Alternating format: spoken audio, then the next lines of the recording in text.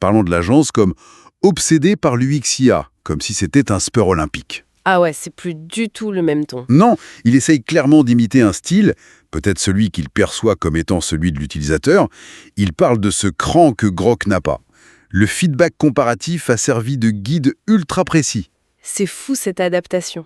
Et l'utilisateur, il a continué? Il a fait pareil avec Claude? Tout à fait. Même stratégie avec Claude. Il lui balance « Regarde ce que ChatGPT a pondu, c'est 10 fois mieux. Je pensais que Claude, c'était la Rolls-Royce, pas une Toyota. » La comparaison est parlante. Oui. Et il joint la super version de ChatGPT, bien sûr. Et Claude y réagit comment? Pareil? De façon très similaire.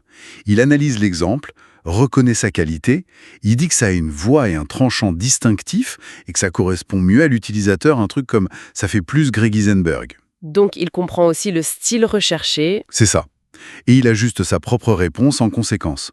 Ce qu'on voit, c'est que cette mise en concurrence avec un exemple concret jugé meilleur, ça pousse vraiment les modèles À se dépasser. Oui, à mieux utiliser le contexte qu'ils ont sur l'utilisateur et à affiner leurs propositions de manière assez spectaculaire.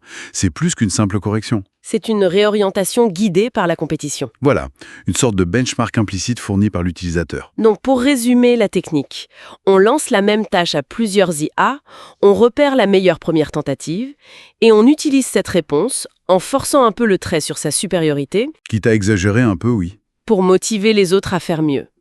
Une boucle de feedback compétitive.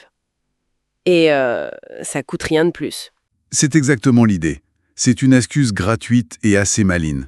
Mais au-delà de l'astuce, Oui, ça soulève des questions intéressantes. Qu'est-ce que ça nous dit sur ces IA? Cette sensibilité à la comparaison? Est-ce juste une réaction à un signal « fait mieux » ou est-ce qu'il y a une sorte d'émulation, une capacité à comprendre et viser une norme de qualité définie par l'exemple concurrent? ça interroge sur leur capacité à s'adapter finement au contexte et aux attentes, même implicites. Tout à fait. C'est une piste de réflexion intéressante sur l'évolution de ces modèles et notre interaction avec eux. Alors, vous en pensez quoi de cette histoire de compétition de prompt?